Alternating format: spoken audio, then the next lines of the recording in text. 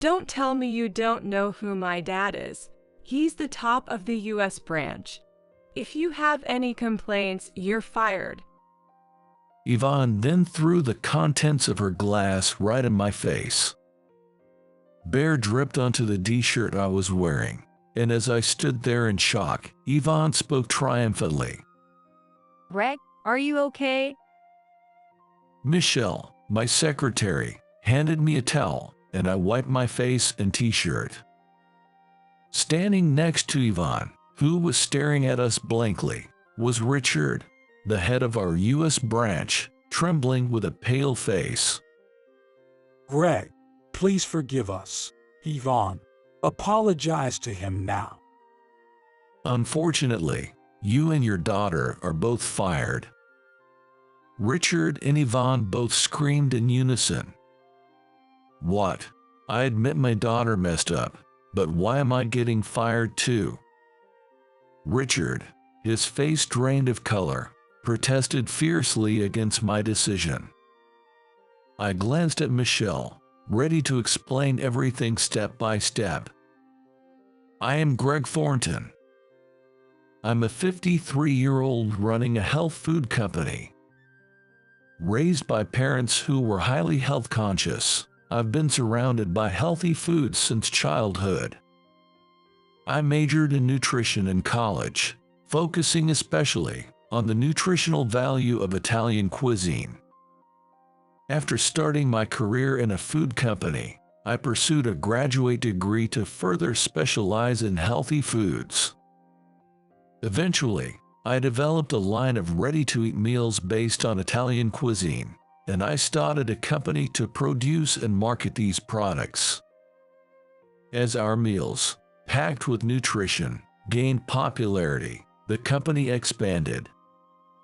With an increasing number of international customers, I decided to move our headquarters to Italy 5 years ago. Now, I'm working in America, spreading the benefits of nutritious Italian food worldwide. In late June, I landed in the U.S. for a business trip. I had been asked to give a speech as the president of our headquarters to the new employees at the end of their training program. As I stood at the airport entrance, sweating in the intense heat of the U.S. after a year, the sound of clicking heels approached. The source of that sound was Michelle Ingram, who has been my secretary for many years. Michelle, looking flustered, grabbed my suitcase, slightly out of breath. Greg, I'm so sorry to keep you waiting. I got stuck in traffic. I took my luggage bag from Michelle, who was sighing in relief, and smiled, assuring her it was no big deal. I was just getting a taste of New York's summer heat. How about we cool off at a nearby cafe? Michelle usually worked at the Italian office where I was based. However, this time, she had arrived in the U.S. ahead of me to oversee a project at our U.S. branch and was waiting for my arrival. Balancing her secretarial duties and overseeing the project must have been challenging. I suggested a cafe as a gesture of appreciation, but Michelle firmly declined. The welcome party for the new employees will be held at a hotel near our U.S. branch. I've booked a room for you there, so let's head over. You must be tired from the long journey, so please take some time to rest. Given that I had been quite busy recently, I indeed felt quite exhausted. Grateful for my secretary's concern for my well-being, I headed straight to the hotel that day. The next morning, after having breakfast at the hotel, I immediately sat down with Michelle for a meeting. Today, the new employees would undergo training at our U.S. branch until 5 p.m., then join a welcome party at this hotel starting at 6 p.m. At the end of the welcome party, I was scheduled to give a speech as the president of our headquarters. During our meeting, Michelle eyed my outfit and sighed deeply. Greg, with all due respect, Please don't wear that to the welcome party. Is it really that bad? It's comfortable and easy to move in, though. I dislike wearing stiff suits, so I usually work in a t-shirt and shorts unless it's a special meeting. I was thinking casually about changing clothes just before my speech at the party. But seeing Michelle's disapproving gaze, I promised to change in the waiting room before the speech. Before I knew it, it was past 5 p.m., and the hotel's lobby was filling up with the new employees, all dressed in brand new suits. Michelle and I watched the scene from a couch in the lobby. It's about time. I'll take my things to the waiting room. By the time I brought my suit and luggage from my room to the 20th floor venue, the welcome party had already started. After leaving my things in the waiting room, I looked around for Richard, the president of our U.S. branch, but he was nowhere to be found. Since Michelle wasn't in the venue either, I assumed they were having a meeting somewhere else. The venue was laid out buffet style, and the employees were all smiles at the sight of the feast. A few of the younger employees had slightly flushed cheeks, likely from the variety of alcoholic beverages available. As I stood by the wall observing the scene, a woman holding an empty wine glass walked up to me. Hey, old man, can I get a refill on this wine? Huh, are you talking to me? The woman, who had just addressed me in a sweet voice, was Yvonne, the daughter of the president of our U.S. branch. She found my surprised expression amusing and burst into loud laughter. You're a bit too drunk, aren't you? This is a company event, so you should know your limits. I tried to advise her, but Yvonne suddenly linked her arm with mine.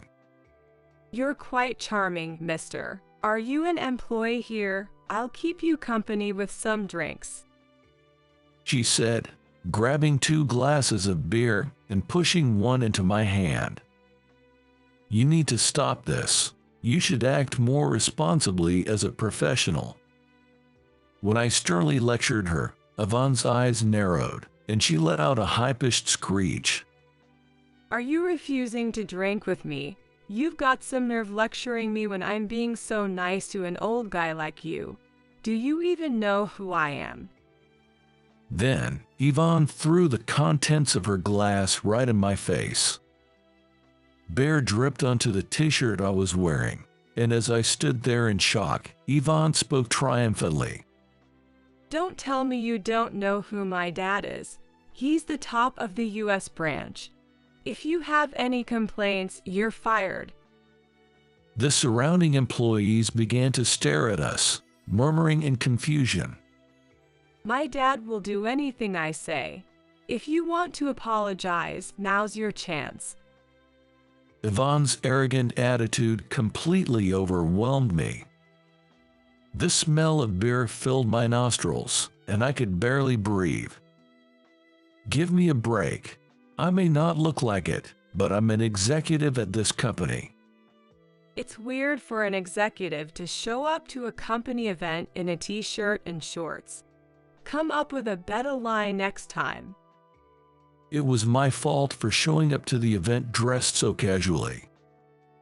Seeing me slump my shoulders, Yvonne pointed at me and laughed loudly.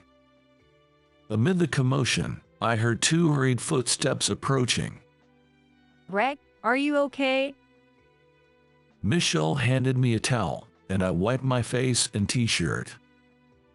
I'm fine, don't worry. I have a change of clothes. Yvonne stared at our exchange with a blank expression, while Richard, the president of our U.S. branch, stood beside her, trembling with a pale face. Greg, please forgive us. Yvonne, apologize to the CEO now. When you say CEO, you mean my dad, right? Is this guy also a president of some company? Ignoring her father's scolding, Yvonne clapped her hands in delight. For some reason, she was gazing at me with a dreamy expression. Eventually, Yvonne wobbled over to me. Dad, don't you think this old man and I make a perfect match? Since I'm the president's daughter, it only makes sense if he's a president too.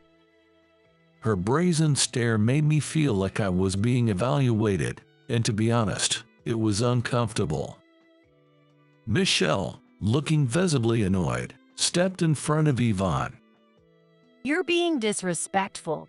Know your place. I gently patted Michelle's shoulder to calm her down, but Yvonne pouted and argued back. I'm the president's daughter. You're the one being disrespectful. I just want to get to know this old man better, so don't get in my way. Yvonne, stop it. You're being disrespectful to Greg. Richard forcefully pushed his daughter's head down, and he apologized deeply as well. What the heck? Dad always listens to me, so why now? Yvonne complained, clearly unhappy with being forced to bow. I was thoroughly exasperated and let out a big sigh. Raise your heads. At my words, both of them slowly lifted their heads. Yvonne, still not grasping the situation, glanced nervously between me and Richard. Yvonne, sorry to disappoint you, but I'm Greg Thornton, the CEO of the company you're about to work for. Did you know our headquarters is in Italy? I believe that was covered during your training. Yvonne's face, which had been flushed red from alcohol, turned pale in an instant. Oh no. Realizing she had made a big mistake, Yvonne quickly covered her mouth, but it was already too late. Michelle, standing beside me, was glaring at Yvonne with a fierce expression. I'm sorry, Greg, you were just so charming, I couldn't help myself. Being complimented is not something I mind. Yvonne, thinking she was forgiven, brightened up, but her face froze when she noticed my cold stare. However, as I keep saying, even though this is a social event, it's still part of your job. In the future, you'll find yourself in situations where alcohol is served. If you continue to behave like this, it will reflect poorly on our company. Do you understand what I'm saying? Yvonne listened to my words with a solemn expression and nodded her head vigorously in response. My daughter deeply regrets her actions. I beg you to be lenient. I knew Richard doted on his daughter, but if he truly cared about her future, sometimes a firm lesson is necessary. Unfortunately, both you and your daughter are fired. Richard and Yvonne screamed in unison. What? Sure, my daughter made a mistake, but she didn't commit a crime. Why am I getting fired too? Richard, his face pale, fiercely protested my decision. I glanced at Michelle, indicating that I was about to explain everything in detail. Understanding my intent, Michelle quickly pulled out a tablet from her bag and handed it to me. I gratefully took it and began reviewing the report on Yvonne. Seeing my furrowed brow as I looked at the screen, Richard nervously asked, Greg, is something wrong? Yvonne, you graduated from a prestigious women's university, didn't you? Yvonne, surprised by the sudden mention of her alma mater, responded confidently. Yes, I graduated top of my class from a well-known university. My thesis was highly regarded, and I received the Dean's Award. Her polished response reminded me of a job interview, and I couldn't help but chuckle internally. I've received reports that your thesis wasn't actually written by you. Yvonne's face turned pale, and Richard stood there with his mouth hanging open in shock. In fact, back in the new hire season, a professor from Yvonne's university contacted our headquarters in Italy directly. Michelle, who had handled the professor's call, now spoke sternly to Yvonne, her eyes fixed on her. It seems Yvonne barely attended classes at university. She barely earned enough credits to graduate, and she even boasted about buying her thesis. I imagine your father spent quite a bit of money on that, didn't he? Hearing that Yvonne had been hired by her father's company, the professor felt compelled to warn me, the CEO, by contacting me directly. I was shocked when Michelle first told me about it. Richard had always boasted about how his daughter was outstanding and would make him proud anywhere. Yvonne not only skipped classes, but also disrupted them by talking loudly with her entourage when she did attend. One of her professors sighed, saying that it might have been better for the mental well-being of her classmates if Yvonne hadn't shown up at all. With a student like that, it would normally be recommended to drop out immediately. However, Richard had made large donations to the university to keep them from taking action against his daughter's irresponsible behavior. The donations were so significant that no one dared to criticize Yvonne's attitude. The professor was worried that if Yvonne joined her father's company, her spoiled behavior would only escalate. Sadly, his warnings went unheeded, and as a result of Yvonne's tantrum, I ended up with beer thrown in my face. I'm grateful to the professor for mustering the courage to reach out to me, which prepared me for what happened. Now that Yvonne's troublesome college behavior had been brought up, she was glaring at Michelle with an angry expression. It doesn't matter anymore. My dad always told me that having money is a kind of talent too. Hearing her excuse, Michelle, usually calm, clicked her tongue in annoyance. It's a common sight in our Italian office, but Yvonne looked shocked and wide-eyed. Dad, she just clicked her tongue at me. Fire her right now. Richard glanced at Michelle but quickly looked away. I could sympathize because I've often found Michelle's intimidating demeanor pretty terrifying myself. Realizing that her father, who always stood up for her, wasn't going to help this time, Yvonne finally broke down in tears. But I've already apologized. Firing me is so unfair. While Richard hurried to comfort Yvonne, Michelle's gaze remained stern and unyielding. Yvonne, now drunk and emotional, wasn't making much sense. It was like watching a little girl throw a tantrum. I decided it was time to end the spectacle before it affected the new employees around us. I have a speech to give shortly. Let's talk in more detail afterward. Richard seemed deeply frustrated about being fired. He gritted his teeth and hung his head down along with Yvonne. I told Richard to meet me in the hotel conference room after the reception, then walked away with Michelle. Back in the waiting room, I quickly changed into my suit. I hadn't shown up in casual clothes expecting anything like this, but today I was thankful for my relaxed attire. However, Yvonne had taken one look at me and decided I couldn't possibly be an executive. As Michelle had suggested earlier, I resolved to dress more appropriately from now on. Michelle looked at me with concern and quickly bowed her head as soon as I finished changing. I should have handled the situation more calmly earlier. My apologies. In our Italian office, it's common to have heated discussions with employees. When Michelle first joined, she often found herself overwhelmed and in tears after arguing with foreign colleagues. She wasn't used to strongly asserting her opinions in the US. But now, Michelle has earned the respect of those around her. Everyone seeks her out for advice and walks away looking satisfied. You've really grown strong, Michelle. When I muttered this, Michelle blushed bright red. And finally, it was time for my speech. It seemed most of the new employees hadn't noticed the earlier commotion by the window.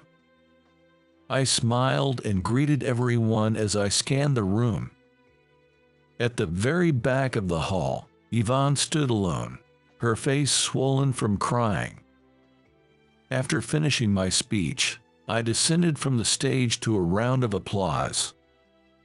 I quickly collected my belongings and headed toward the conference room that Michelle had reserved for us. Reflecting on what I needed to do, I felt a renewed sense of determination. The conference room was set up with a computer, drinks, and some light snacks. Since I hadn't eaten due to the earlier commotion, I gratefully helped myself. An hour had passed since the reception ended. A soft knock on the door signaled the arrival of Michelle, Richard, and Yvonne. As soon as they entered, Richard slid to the floor in a gesture of deep apology. Greg, I sincerely apologize for everything that happened. Yvonne followed suit, hanging her head down weakly. I'm so sorry. This won't happen again, so please forgive me. Yvonne seemed more sober now, and her apology was more professional. I silently observed the two, and Richard cautiously glanced up at my expression. I smiled at Richard and encouraged them to take a seat. Richard and Yvonne exchanged relieved looks and let out a sigh of relief. Yvonne, earlier you mentioned firing me. It's a bit strange for the president of a subsidiary to fire the president of the parent company, don't you think? Sensing the tension easing, Yvonne leaned back in her chair and crossed her legs. Oh, Greg, you're too much. Please dismiss that as the ramblings of a drunk. Exactly. You're going to take back our termination, right?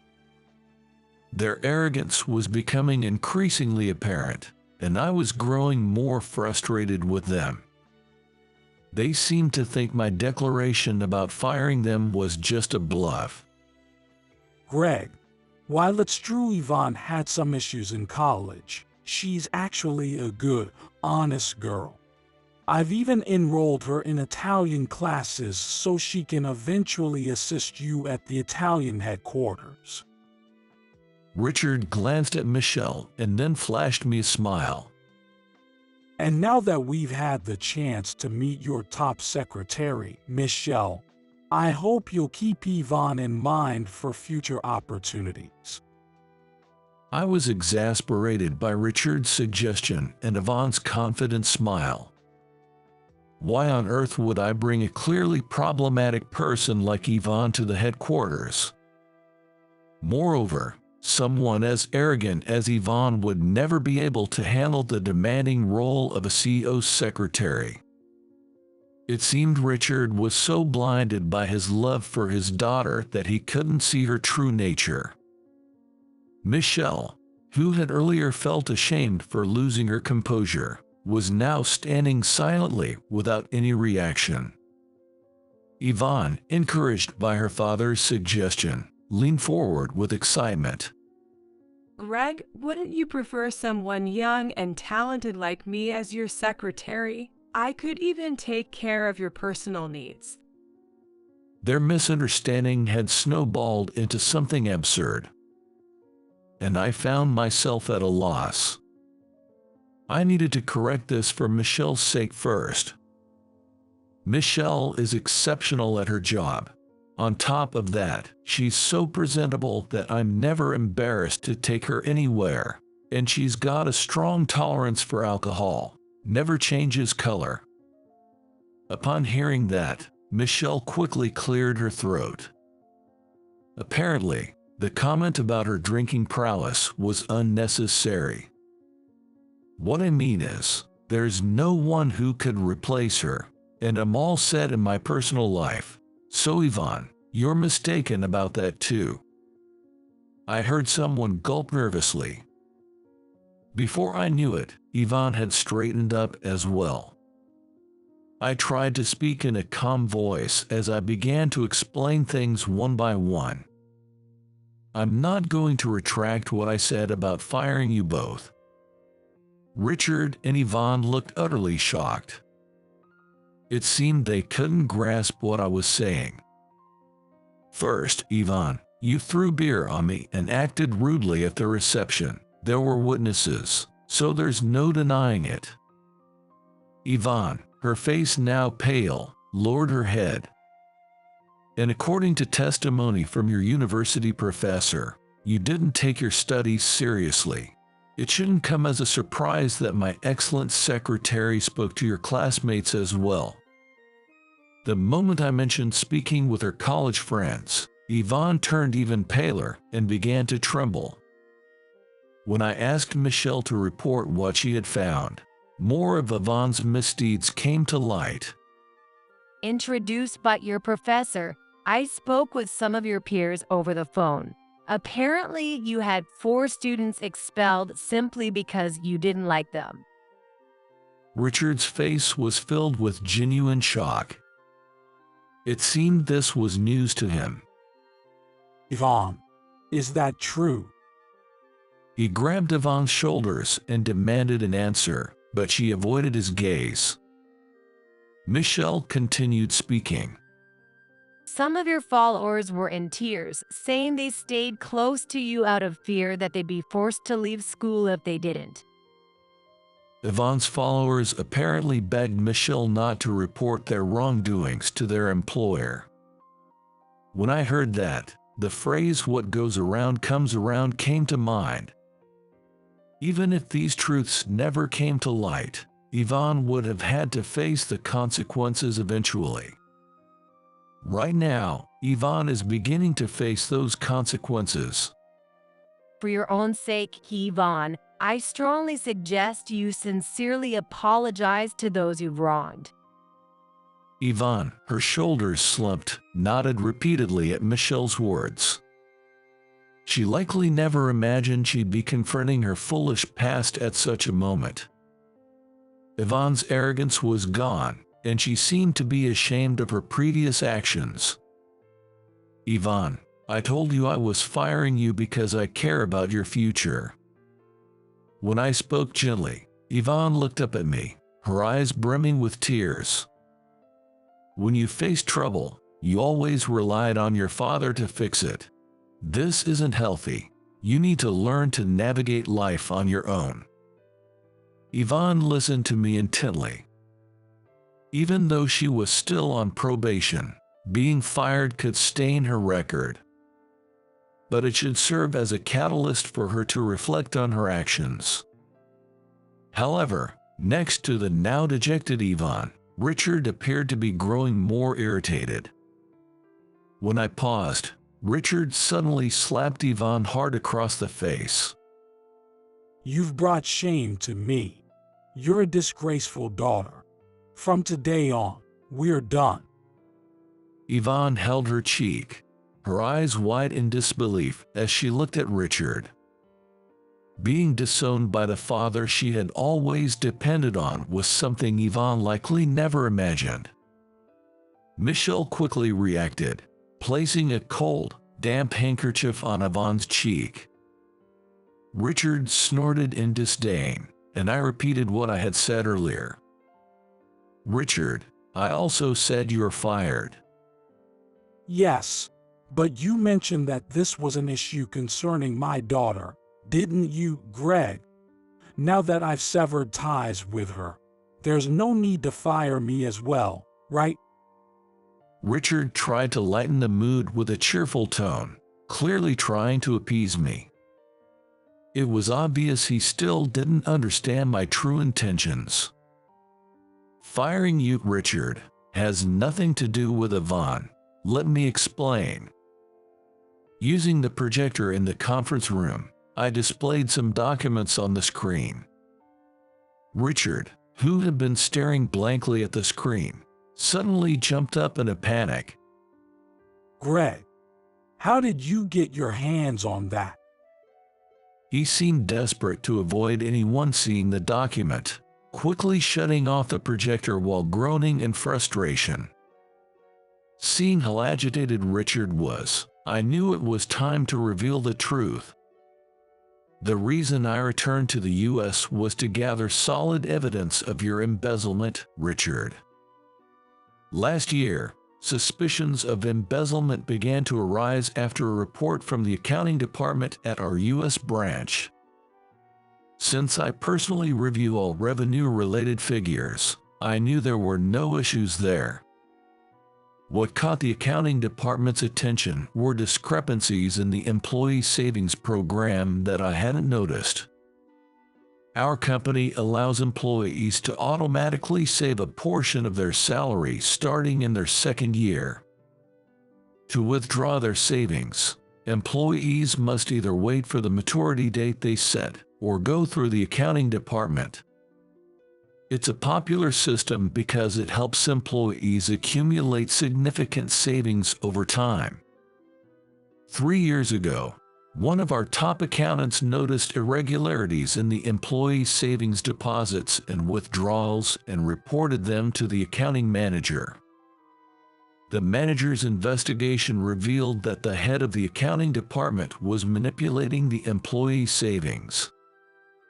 The manager kept a close watch, and by last November, we had confirmed that Richard was the mastermind behind the embezzlement. Richard, you were slowly moving money into your personal account to avoid detection. The head of the accounting department, who was transferred 3 years ago, testified that he assisted you in the embezzlement under your orders. Naturally, he was fired as of yesterday.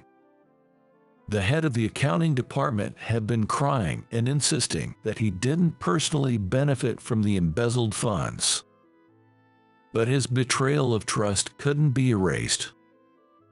After consulting with our company's legal counsel, we decided he would also be held accountable. Was it for gambling or investments? Initially, it seems you were able to repay the funds you withdrew, but currently, there's a shortfall of about $30,000 in the employee savings. When we traced back 3 years, the initial amounts Richard embezzled were small. However, the amounts grew over time, and Richard eventually pocketed $45,000. Only $15,000 of that has been repaid. Since the projector was no longer usable, I handed Richard a stack of paper documents. Richard took the documents with a bitter expression and threw them on the floor. Do you have any proof? It seems like the accounting department is trying to frame me. I'm innocent. Richard, his eyes bloodshot, loudly proclaimed his innocence. His sudden outburst caused Yvonne to flinch and shrink back in fear. We finally obtained a proof. While the head of accounting usually managed the transactions to avoid detection, 3 months ago, Richard, you went to the bank yourself, didn't you? Richard's eyes darted around wildly, and sweat poured down his forehead as I mentioned the event 3 months ago. The banker remembered you, and to be sure, we checked the security camera footage. It clearly shows you, Richard, at the bank. Perhaps feeling overconfident from getting away with it for so long, Richard was caught on video, boldly going through the transaction. Seeing Richard's smug face on the screen made my anger surge. The employee savings plan was created with the intention of benefiting our employees, and the amount saved was a testament to their trust in the company. I could never forgive Richard for laughing while trampling on both my feelings and the trust of our employees. I had asked Michelle to investigate Yvonne's background, and I was planning to handle this matter personally. However, when Michelle heard about my anger, she took it upon herself to gather the evidence of Richard's misconduct in the U.S.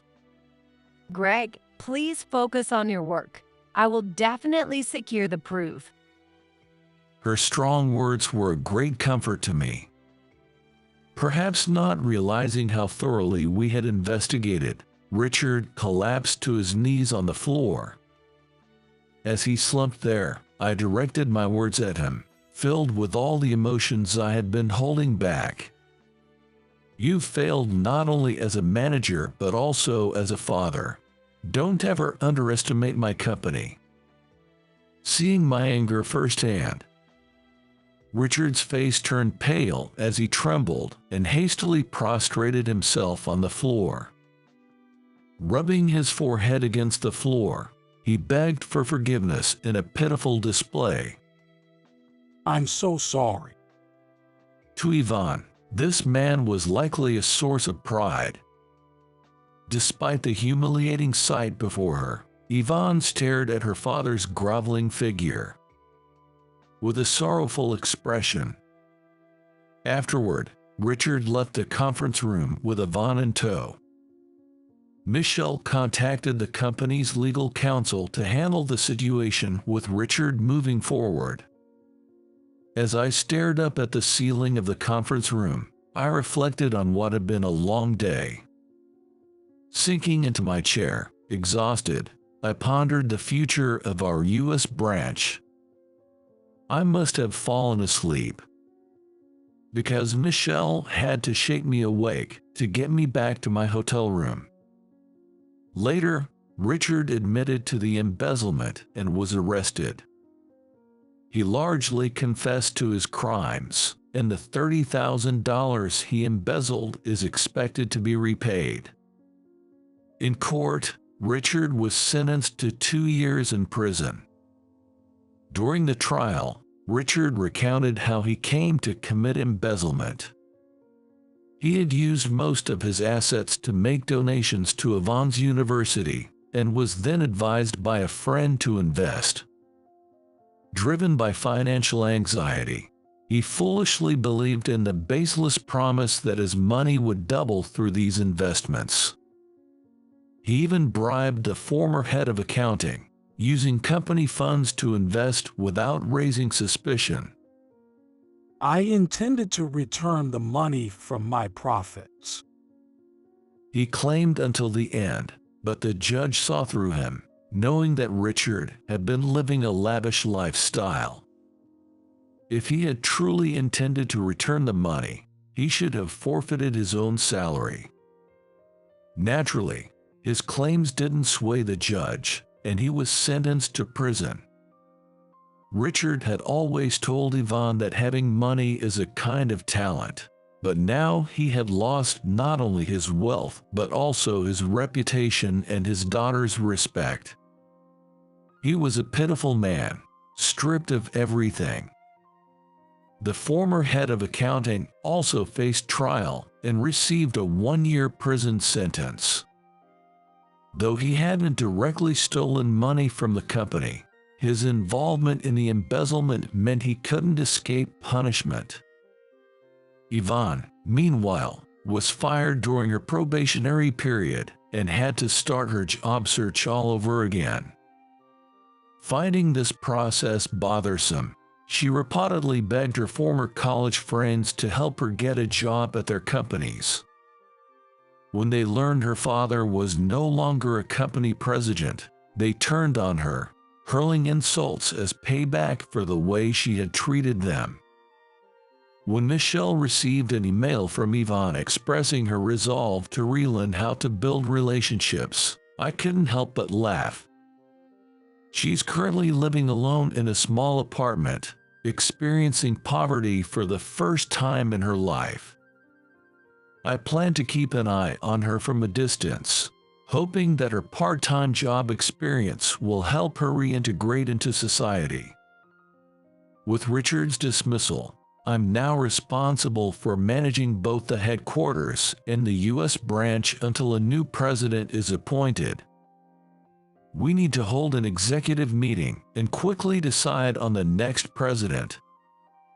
There's a lot to do, but I'm determined to tackle each issue one at a time. To prepare for the board meeting, Michelle and I stopped by the U.S. branch. I'm putting you through a lot, Michelle. Michelle, who was organizing the U.S. branch's documents, furrowed her brows, unsure of what I was referring to. If that's how you feel, you should invite me to the hotel bar instead of a cafe. And you know I can't handle even a drop of alcohol. The truth is, I'm so sensitive to alcohol that even the smell can make me feel sick.